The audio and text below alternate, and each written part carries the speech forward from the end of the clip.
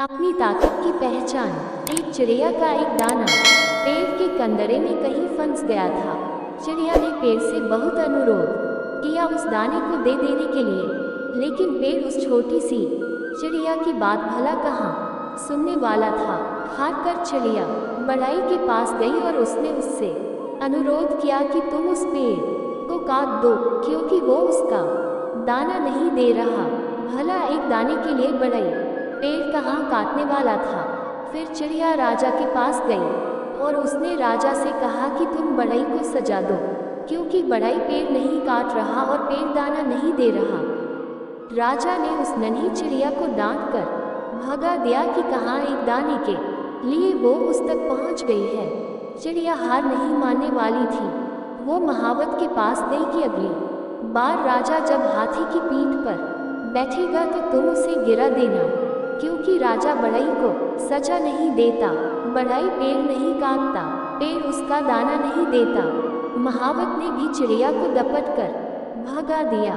चिड़िया फिर हाथी के पास गई और उसने अपने अनुरोध को दोहराया कि अगली बार जब महावत तुम्हारी पीठ पर बैठे तो तुम उसे गिरा देना, क्योंकि वो राजा को गिराने को तैयार नहीं।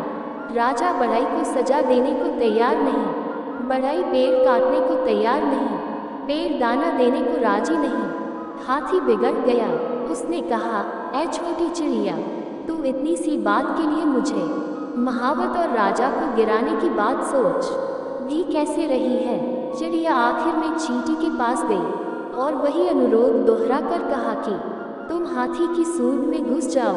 चींटी ने चिड़िया से कहा, चल भाग यहाँ से। बड़ी आई हाथी की सूंड में घुसने को बोलने वाली अब तक अनुरोध की मुद्रा में रही चिड़िया ने रौद्र रूप धारण कर लिया।